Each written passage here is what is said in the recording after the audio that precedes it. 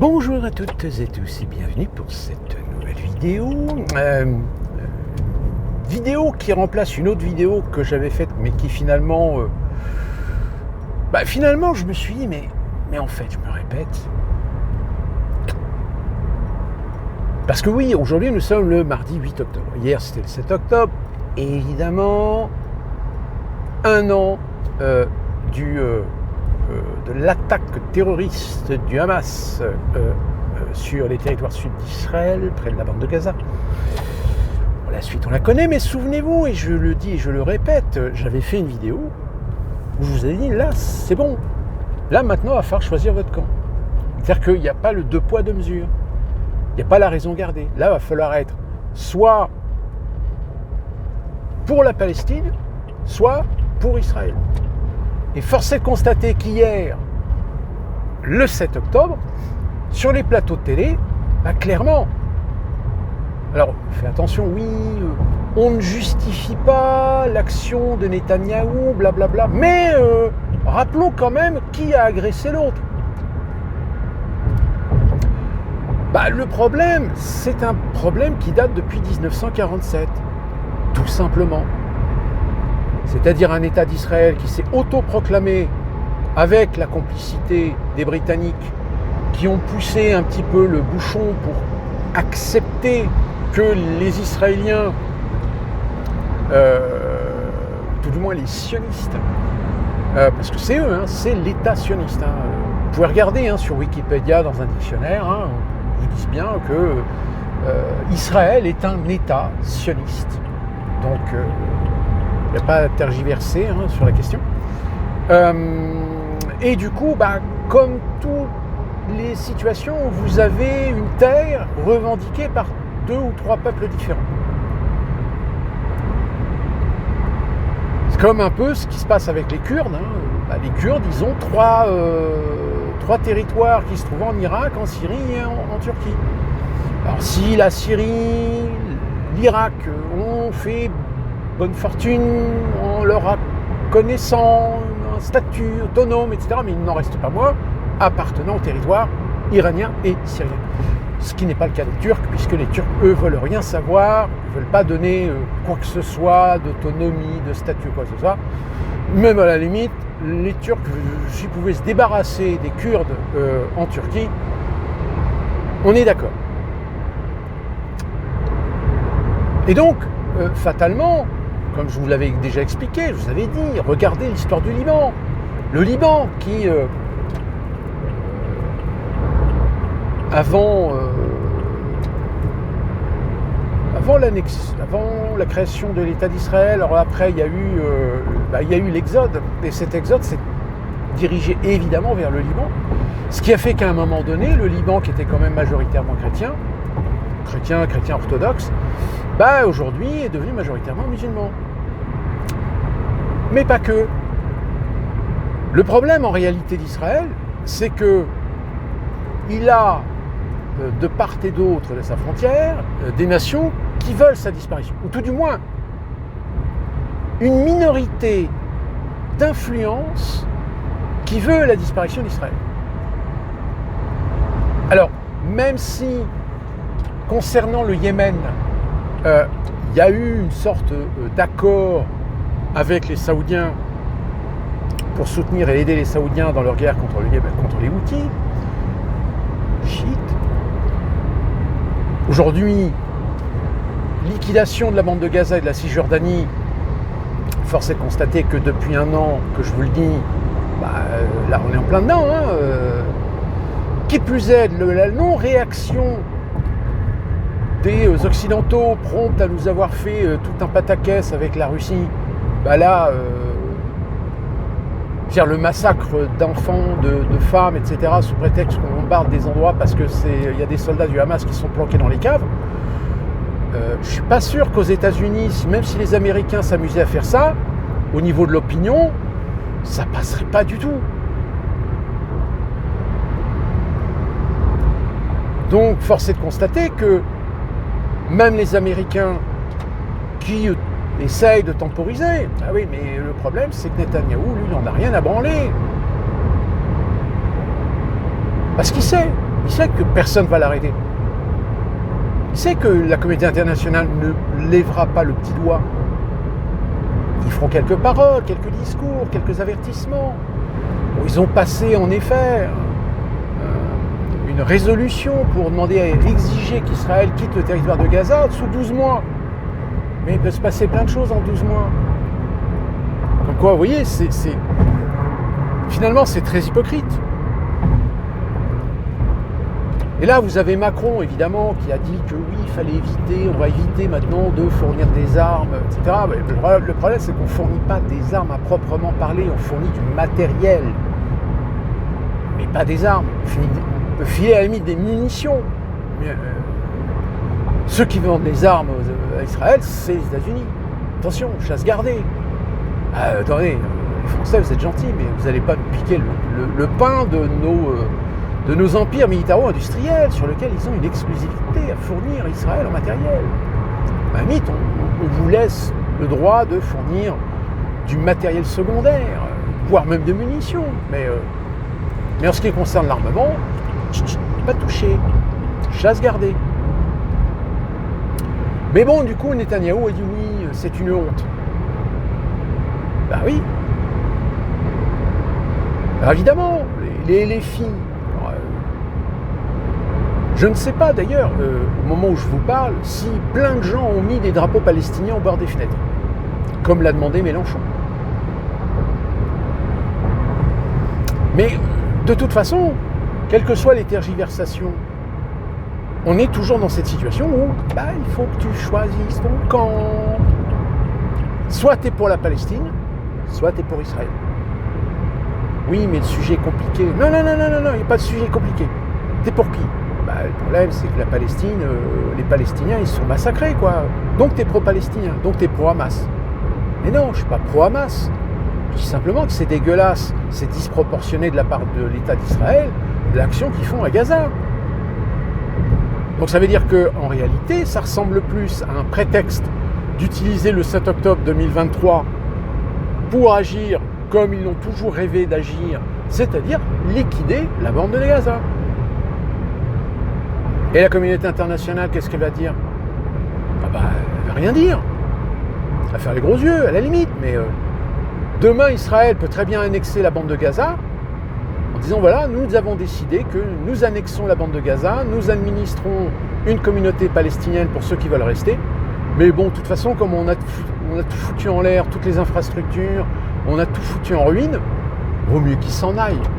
Donc les Européens, les Américains, vous vous débrouillez, mais voilà, vous les récupérez, là, ce qui reste. Et c'est ce qui est en train de se passer. Donc c'est ça qui est formidable, finalement. Et ce qui est encore plus formidable, et là je vais revenir aux États-Unis, je vous avais dit, là, la Caroline du Nord, qui est un État qui avait basculé démocrate les 2 dernières présidentielles. Bon, là, je suis persuadé qu'au mois de novembre, la Caroline du Nord va rebasculer républicaine. Parce qu'avec ce qui se passe à l'ouest, les dégâts là, de Hélène, avec la FEMA, je vous ai expliqué dans une vidéo, le coût des 720 ou 740 $ par tête de pipe. Non mais vous avez pété les plombs, Kamala Harris, là. L'administration Biden qui va filer 740 $. Vous rendez-vous compte qu'il y a des gens qui vivaient déjà dans la précarité, qui vivaient dans des mobil-homes, etc. Ils ont tout perdu. Et vous allez leur filer 740 $. Et vous foutez de la gueule de qui ? Parce qu'en plus, tous ceux qui ont perdu plein de choses, souvent, c'est des gens qui ne sont pas assurés ou qui n'ont pas pris les options inondation. Donc en gros, ils ont tout perdu. Pire, la solidarité a très bien fonctionné. Il y a plein d'Américains ici en Caroline du Nord qui ont acheté des trucs pour faire des dons. Et tu as des organismes, voire même des particuliers qui sont partis directement avec leurs camions, etc., pour transporter les vivres, etc. Ils se sont fait bloquer par la FEMA, et la FEMA fait tout pour les empêcher d'arriver sur les zones pour aider les sinistrés. Je peux vous dire, les vidéos, elles tournent, quoi. Là, il y a des Américains, ils disent, voilà ce que c'est que l'État fédéral. Sous prétexte parce que la FEMA, c'est elle qui doit gérer la logistique, des aides, etc. Mais qui vient de nous dire qu'elle n'a pas les moyens, elle n'a pas l'argent. Donc c'est quoi? C'est sous prétexte parce que c'est la FEMA qui a toute autorité sur la zone, elle devrait laisser crever les gens. Parce qu'elle n'est pas capable. Hein, elle pique. En fait, elle récupère les denrées, etc. de ceux qui... mais l'acheminement, c'est pas ça. Hein. Donc là, je peux vous dire que les Américains qui habitent dans la zone ou même qui se sentent touchés par la situation, là, je peux vous dire qu'il y en a plein. Ouais, bah moi, au mois de novembre, hein, c'est Donald Trump. Là, Harris, elle va se faire foutre.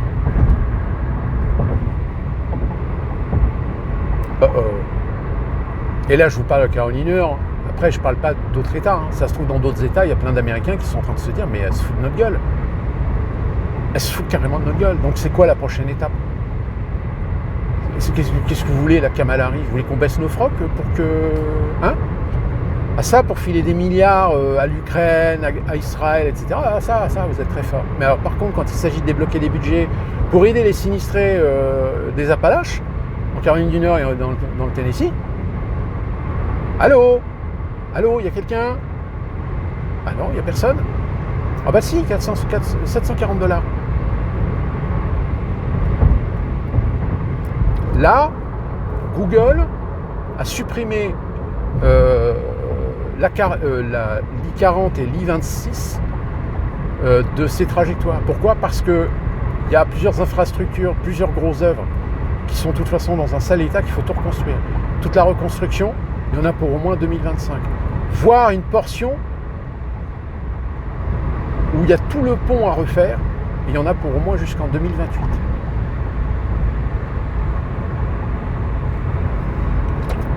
C'est-à-dire que là, les gens qui veulent de Caroline du Nord aller en Tennessee, ils sont obligés de monter soit Virginie occidentale et redescendre sur le Tennessee, ou passer par la Géorgie. Or, pour descendre par la Géorgie, c'est la 85. Et la 85, c'est mon autoroute là, que j'emprunte pour rentrer chez moi. Donc je peux vous dire que ce matin, la 85, elle était bouchée dans le sens vers la Géorgie. Super. Donc là, c'est pas gagné. En plus, là, il y a Trump qui est retourné à Butler, là, en Pennsylvanie, là où il y a eu la tentative d'assassinat. De l'avis de certains journalistes, même de ABC, qui sont pro-Harris, hein, ils le disent, hein, ils disent oh, il y a du monde, hein. Non seulement il y a du monde, mais plus que ce qui était prévu. Donc si vous voulez, le fait est, c'est que sur les analystes politiques aux États-Unis, alors oui, la majorité d'entre eux sont pro-Harris, donc ils me vantent, ils militent pour Harris, etc. Mais on sent bien qu'il y a quand même une petite gêne. C'est-à-dire qu'on sent qu'il y a quand même le poil à gratter sur le fait que,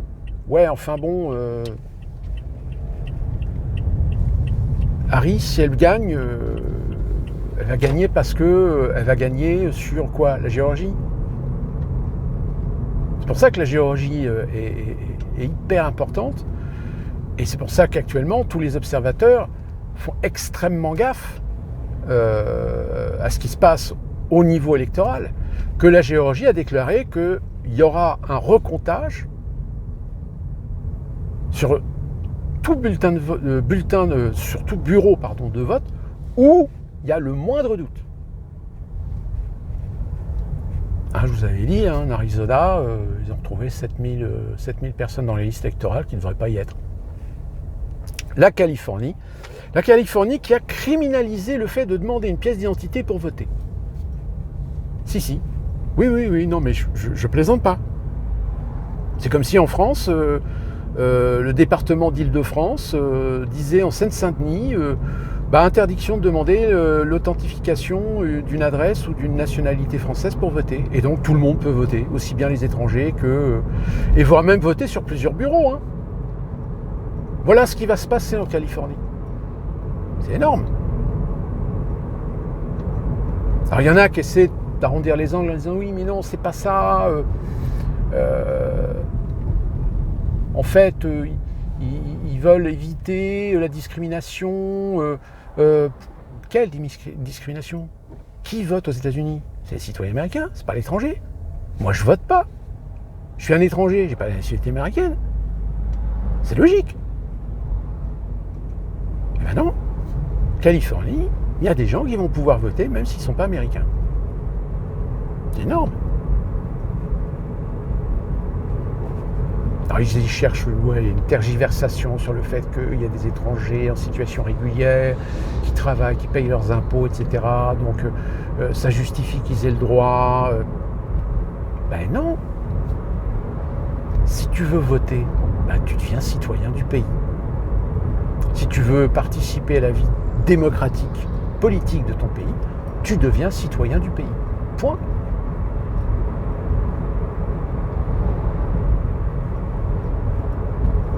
Donc tout ça pour dire que hier, je peux vous dire que tout le monde s'en foutait mais alors, royalement du 7 octobre. Il n'y a que les médias qui en parlaient, mais ici, il n'y a pas un Américain qui m'a dit oui, est-ce que tu fêtes le 7 octobre est-ce que tu vas à une réunion pour commémorer, machin. Il n'y a pas eu de... Enfin, à ma connaissance, il n'y a rien eu, même à Charlotte, pour commémorer le 7 octobre.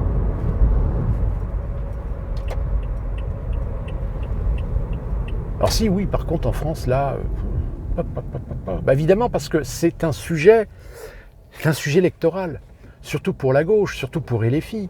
Et les filles, eux, c'est leur fonds de commerce. Je veux dire, Mélenchon, avec son discours de mettre des drapeaux palestiniens aujourd'hui sur les bords de fenêtres, il est évident qu'il n'en a rien à branler des Palestiniens. Ce qu'il veut, c'est sensibiliser et se mettre dans la poche l'électorat musulman. Sauf que, comme je vous l'ai dit tout à l'heure, le problème, c'est où est la solidarité musulmane?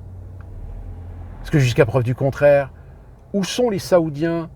Où sont le Sultanat d'Oman? Où sont les Émirates? Où sont les Qataris? Où sont les Maghreb? Où est l'Égypte? Ben, ils sont pas là. Enfin, si de temps en temps, ils font des petits communiqués, oui, c'est inadmissible, blablabla. Mais concrètement, si tu veux sauver tes frères musulmans, tu fais une action. Tu fais une action concrète. Tu fais une cause commune avec les pays du monde arabe auprès de l'Organisation des Nations Unies. Mais non.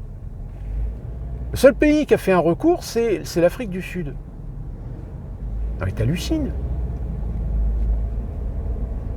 Donc Netanyahou, lui, il a le sourire parce qu'il fait la démonstration que le fait qu'il s'attaque, alors surtout le Hezbollah, c'est chiite.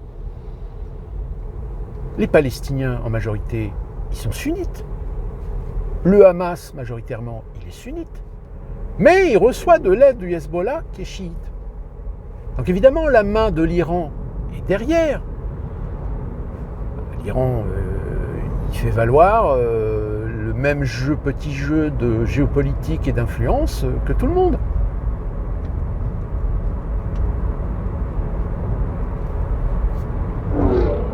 Mais comme évidemment, dans la région, c'est la petite guerre entre les sionistes qui veulent le grand Israël, entre les chiites qui veulent le grand califat chiite, les sunnites qui veulent le grand califat sunnite, les ottomans, Erdogan, qui lui aussi veut le grand califat ottoman. Bah, j'ai envie de dire, si vous n'arrivez pas à comprendre que dans cette région, ça sera toujours le bordel, il n'y aura jamais de paix. Si vous voulez la paix, eh ben, faut arriver, faut débouler, faut mettre tout le monde sous tutelle, comme ça a été le cas au 19e siècle, puis au 20e, sous responsabilité britannique, française, américaine, ce que vous voulez, pour tasser toutes les contestations, toutes les revendications, etc. Vous remarquerez en Irak, depuis qu'ils ont dégagé Saddam Hussein, j'ai envie de dire, toutes les minorités ethniques, religieuses, etc., aujourd'hui, foutent un petit peu le bordel. Et ça a permis d'ailleurs, au mouvement chiite, aux premières élections suite à la pacification et la démocratisation américaine, de remporter le pouvoir. Donc vous comprenez, hein, quand ça s'est passé, soit Israël ou les Saoudiens, ils ont appelé Washington et ils disaient vous foutez de notre gueule là ou quoi? À cause de vos conneries, vous avez développé encore plus le croissant chiite dans la région.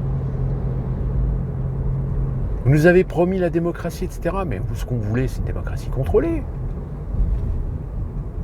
Sous regard israélien ou saoudien. Mais non, trop tard. Donc si vous voulez, le problème, c'est qu'entre ceux qui veulent la Palestine, je rappelle, hein, l'État de Palestine aujourd'hui, les deux entités officielles reconnues de l'État de Palestine, c'est le Fatah et le Hamas. Ou alors vous décidez de tout raser et de constituer une nouvelle république, une nouvelle démocratie palestinienne, mais à qui vous allez la confier? Limite, vous faites comme on a fait en Afghanistan, mais ça n'a pas tenu, hein. C'est parti en couille. Donc tant que vous aurez des enjeux géopolitiques, idéologiques et religieux dans la région, vous n'arriverez jamais à pacifier quoi que ce soit. Et vous n'arriverez jamais à construire la région à deux États. Un État palestinien et un État israélien. Limite, peut-être Israël aurait l'influence de pouvoir légitimer un État palestinien. Mais pour ça, il faut dégager non seulement l'extrême droite ou la droite conservatrice israélienne, et qui plus est, sioniste. Or, vous ne pouvez pas virer les sionistes d'Israël, puisque c'est eux qui ont construit et ont créé Israël. Donc au final, vous êtes dans une impasse. Alors oui, je comprends, c'est dramatique, c'est inhumain, c'est injuste de voir ces femmes, ces enfants se faire massacrer sous les bombes israéliennes. Qu'est-ce que vous voulez y faire? Si personne ne met le poing sur la table, vous ouvrez la porte, vous ouvrez la boîte de Pandore avec Israël. Et il se passera rien. Et c'est encore plus vrai en France, où quand vous savez que vous avez quand même une communauté musulmane française non négligeable, c'est de l'électorat. Aujourd'hui, c'est un électorat qui, évidemment, est une chasse gardée des LFI, de la gauche. Mais à la limite, j'ai envie de dire, tous les musulmans de France, si vous n'avez toujours pas compris que de toute façon, ces gens-là, ils n'en ont rien à foutre de votre gueule. Eux, ce qu'ils veulent, c'est juste vous mettiez un bulletin à leur nom dans les urnes, et c'est tout. Le reste, c'est de la branlette. Lutter contre le racisme, lutter contre l'islamophobie, etc. Et vas-y, je te pousse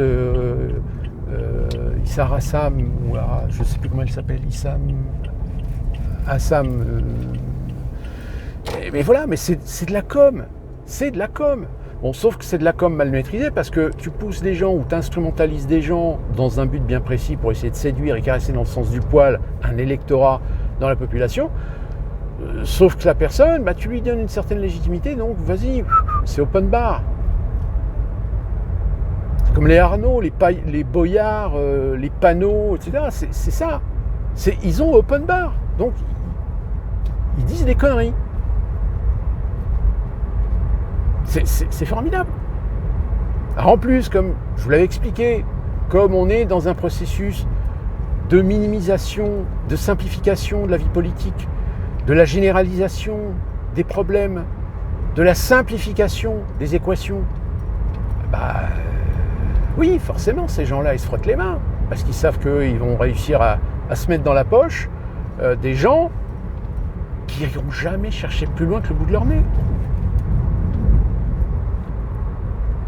Des idiots, quand tu leur montres la vérité, ils refusent la vérité, donc ils regardent le doigt. Donc du coup, voyez, dans les manifs, vous avez toute cette petite bourgeoisie de gauche, les mêmes que ceux qu'on a vus troubler la minute de silence pour Philippines. C'est pas des rebeux, hein, pas des noireaux, hein, c'est du blanc, hein, du blanc bien fonctionnaire, bien prof, bien de l'éducation nationale. Hein. Donc voilà, c'est la gauche rance, quoi, la petite gauche qui s'est bien installée un peu partout, qui a tout vérolé, que ce soit l'éducation nationale, que ce soit les médias, donc voilà. Et vous le voyez de toute façon dans leur façon de parler, dans leur discours, ils sont dans un processus infantile. Ils sont dans une simplification dans le discours. Donc forcément, quand des gens de droite essaient de rappeler, non, attendez, c'est pas si simple que ça, etc. Facho. Et là, je vais terminer avec... alors, non mais, formidable. Oui, nous allons pousser une motion de censure pour lancer la procédure de destitution d'Emmanuel Macron. Allez, oui, on y va. Allez, signez la pétition. Oui. Mais non, mais attends, ça sert à rien. Non, ça sert pas à rien, etc. On va réussir. Depuis le début, qu'on vous le dit, que ça sert à rien. On le sait. La Macronie, les Républicains, les UDI et le Rassemblement National voteront contre. Donc vous n'aurez jamais de majorité sur cette motion de censure. Alors, soit vous êtes intelligent, mais vous avez joué la carte de la com dessus pour vous faire valoir auprès de votre électorat, qui aujourd'hui votre électorat, il se dit « Ah bah mince, les salauds de RN, hein. Ah c'est bien l'extrême droite, c'est bien des fachos, hein. » Ah bah oui, c'est facile. Ou alors, si vous y croyez, ou si vous y avez cru, mais alors, je ne savais pas que le niveau d'intellectuel de LFI était à ce niveau aussi bas. Je veux dire, l'honnêteté que tu te dois d'avoir au moins auprès de ton électorat, c'est de faire des choses cohérentes. Alors, lancer une procédure de destitution en sachant pertinemment que de toute façon, ça ne passera jamais le cap de l'Assemblée nationale, parce que tu sais très bien que le gouvernement de Barnier, il est né comment on pourrait dire ça, pas adoubé par le Rassemblement national.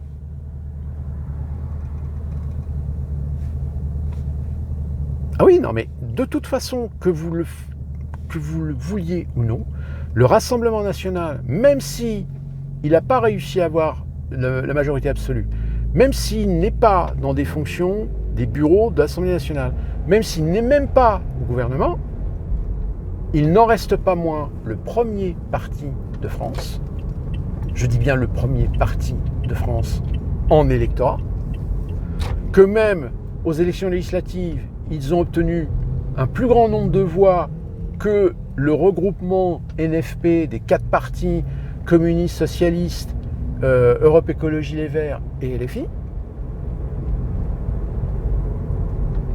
C'est un fait. C'est factuel. Mais comme évidemment, à gauche et l'extrême gauche, ça les rend tellement rageux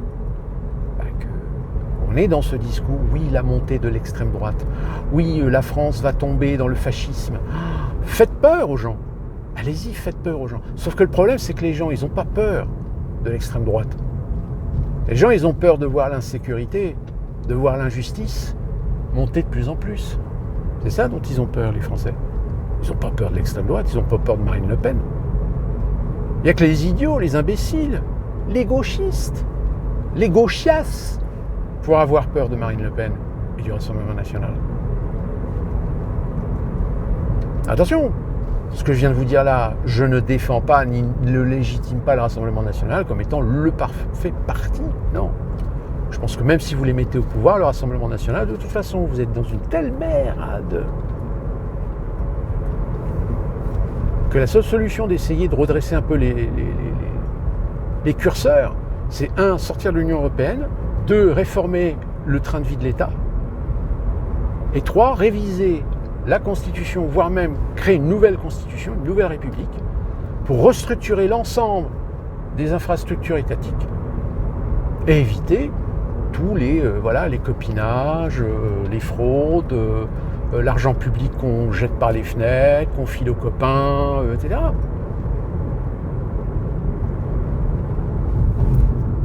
C'est ça la solution. Évidemment, déjà, rien que le fait de dire qu'il faut sortir de l'Union Européenne, voilà, tu te fais flinguer, mais alors c'est pour ça que j'ai toujours eu un petit peu de doute sur le fait que Marine Le Pen ne veuille plus sortir de l'Union Européenne. Le problème, c'est que, est-ce qu'elle le dit en le pensant, ou est-ce qu'elle le dit juste pour rassurer les européistes, et une fois au pouvoir, la jouer à l'envers, et hop, référendum, est-ce que vous voulez un Frexit? Boum. Très sincèrement, j'y crois pas. J'y crois pas, pourquoi? Parce que, comme je vous l'avais raconté, le RN, Zemmour, tout ça, tous ces gens-là, c'est des gens qui sont adoubés par un système. Asselineau, qui lui veut le Frexit, il est complètement invisible. Même si, en 10 ans, il a quand même progressé dans l'opinion, mais dans l'opinion, on va dire, curieuse, qui s'intéresse, qui n'hésite pas à passer du temps sur ses vidéos, sur ses explications. Oui, c'est certainement pas la France TikTok. Hein. Ça, c'est... Ah oui, non mais là, on est d'accord. Hein. La France TikTok, c'est LFI. Voilà. C'est les trucs courts. Donc, qui dit court, dit simple. Qui dit simple, dit voilà tous les discours qu'on entend chez LFI. Les discours LFI, c'est simple. Hein, ça tient dans un short TikTok. Donc voilà. Hein, c'est de la politique de bas-fond, quoi, en fait. C'est la politique poubelle. On manipule les gens, on joue sur les sensibilités, les cordes sensibles, les communautarismes, les minorités, etc. Mais bon, il y a un moment donné où quand on ouvre la porte et qu'on ouvre les boîtes de Pandore de ces milieux-là, on leur donne une légitimité et puis au bout d'un moment, ça commence à dépasser, ça commence à déraper, ça commence à aller dans l'excès. Vous avez Toyota par exemple. Là, Toyota vient d'annoncer que ça y est, terminé. On ne soutient plus aucun événement ni parade LGBTQ+. Et toutes les études d'intégration des minorités LGBTQ+, au sein de l'entreprise, tout a été arrêté. C'est suite à un incident LGBTQ+, je crois, a tiré sur une personne ou a tué quelqu'un. Enfin, donc voilà, on est tous les fanatismes à un moment donné, si on ne les arrête pas, si on ne les maîtrise pas, forcément, ils portent préjudice, pas seulement aux organismes dont ils se prétendent appartenir, mais aussi à l'ensemble de la communauté, que ce soit des communautés ethniques, religieuses, idéologiques, politiques. Si un politicien dit de la merde, si un politicien tient des propos nauséabonds, etc., il porte préjudice à l'image du parti auquel il appartient. Donc le parti, quand il est conscient et responsable, il le vire.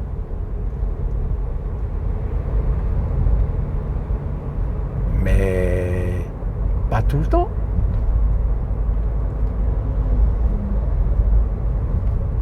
Le pire, c'est quand vous en arrivez des fois à des gens qui laissent sous-entendre.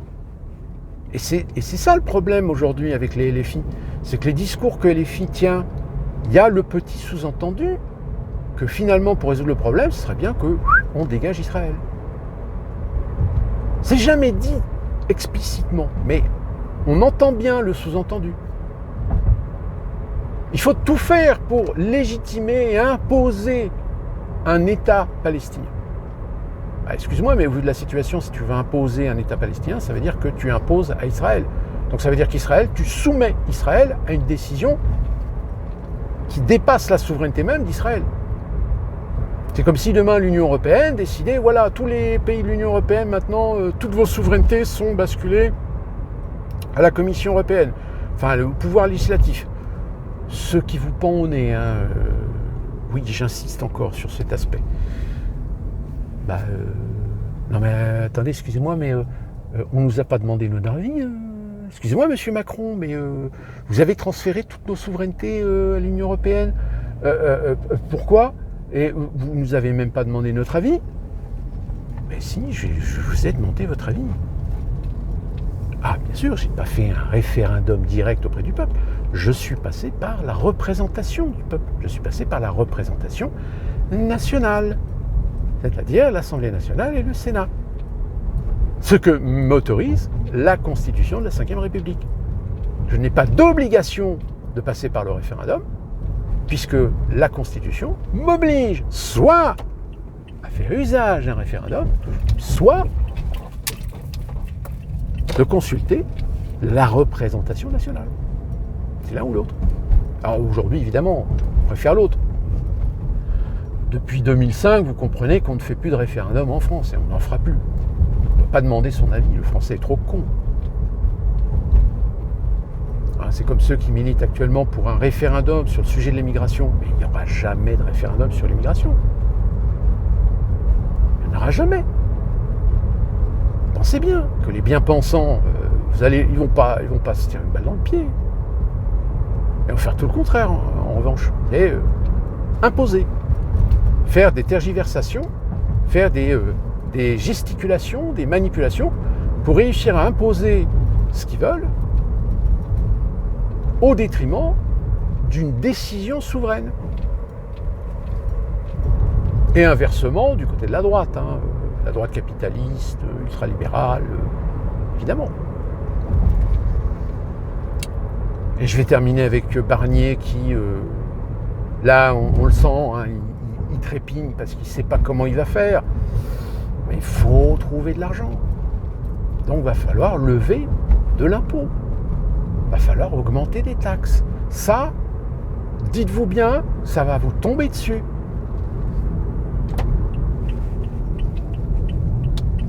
Attendez-vous à ce qu'il y ait des augmentations de TVA. Voire même, est-ce qu'ils oseraient, je dis bien est-ce qu'ils oseraient, aller piquer sous le prétexte d'une solidarité nationale dans l'épargne des Français. C'est-à-dire toi qui as épargné peut-être 100 000, 200 000 euros sur un compte pour t'acheter, pour devenir propriétaire, eh bien, solidarité, tu as beaucoup d'argent sur ce compte. Allez, tac!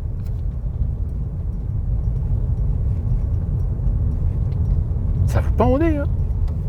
De toute façon, ça fait depuis des années que circulent des projets qui va consister à arrêter ou supprimer l'argent liquide, passer sur de la monnaie numérique, et la monnaie numérique, tu peux la contrôler. Tu peux la contrôler même si toi, propriétaire d'un compte en banque, propriétaire d'un argent que tu as dûment gagné, en réalité, tu n'es plus propriétaire de cet argent. C'est la banque, c'est le législateur, c'est le fiscaliste qui décidera de te laisser les miettes, s'ils veulent.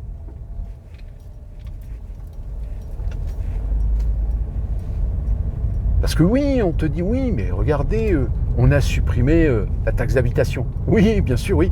Sauf que la taxe d'habitation, ils l'ont récupérée en augmentant les fonciers, et même au-delà.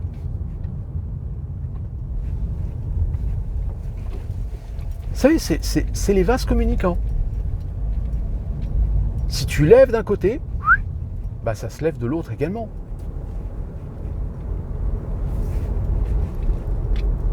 C'est le principe comptable. Il faut que tu passes à l'équilibre entre ton passif et ton actif. Si tu es en passif supérieur à l'actif, si tu n'as pas à un moment donné une garantie à apporter que tu peux rééquilibrer la balance en levant de l'impôt, en assurant que tu vas avoir des millions et des millions de gens qui vont arriver sur le marché du travail et qui vont pouvoir payer des impôts, etc. Moi je vous dis, j'ai vu le chiffre du million de Français qui payent des impôts. J'ai halluciné. J'ai halluciné. Là, de mémoire, je ne sais même plus si c'est 40 ou 28 millions. 28 millions de foyers ou 40 millions, je ne sais plus exactement, donc excusez du peu, mais très clairement, tu dis, mais il y a si peu de gens en fait qui payent d'impôts. Je vous en prie. Aïe, aïe, aïe, aïe, au secours. Ah, vous n'êtes pas dans la merde. Hein. Enfin, je veux dire, même aux États-Unis, hein, je veux dire, Kamala Harris, avec tous ces délires, il y a beaucoup d'Américains, même des Américains progressistes, qui commencent à se poser la question, ils disent, mais comment elle va financer toutes ces conneries là? Alors, il y a des États où la fiscalité ne changera pas beaucoup, mais tous les États progressistes, que ce soit l'État de New York, la Californie, déjà, la Californie, il y a beaucoup d'Américains qui, depuis maintenant une dizaine d'années, quittent la Californie, parce que ça devient invivable. Fiscalement, c'est une horreur. Si tu ne trouves pas un petit bled en Californie, avec une fiscalité encore pas trop, mais au niveau de l'État, la fiscalité d'État, c'est une catastrophe. C'est-à-dire que les Américains de la classe moyenne ne peuvent plus vivre aujourd'hui en Californie, c'est pas possible. Vous avez encore les émigrés ou les naturalisés hispaniques, parce que eux, ils ont une culture où tu as les enfants et les grands-parents qui habitent dans la même maison. Donc ils achètent souvent des maisons suffisamment grandes pour qu'il y ait toute la smala qui vivent dedans. Donc il suffit qu'un ou deux enfants, trois enfants qui travaillent, plus le père et la mère, ou peut-être encore le grand-père, etc. Donc tous les salaires vont dans le collectif. Donc c'est comme ça qu'ils arrivent à vivre en Californie, ces gens-là. Mais un jeune couple, qui n'a pas des revenus énormes, qui n'a pas des super diplômes, etc., qui ne sont pas agents de maîtrise ou cadres, qui ne touchent pas 5 000 ou 8 000 ou 10 000 $ par mois. Mais non, tu ne peux pas vivre. Tu survis, mais tu ne peux pas vivre. Enfin voilà, ce qui est intéressant, c'est que depuis pas mal de mes vidéos où j'avais prédit, où j'avais dit, attention, il va y avoir ceci, il risque d'avoir cela. Et aujourd'hui, tout est en train de remonter à la surface. Sauf qu'évidemment, les quelques dizaines d'entre vous qui regardez mes vidéos régulièrement, vous êtes des privilégiés parce que finalement, vous êtes maintenant avertis. Et vous allez l'être encore plus. Parce que la situation, elle ne va pas s'améliorer. D'ici là, qu'on se retrouve pour une prochaine vidéo. Portez-vous bien.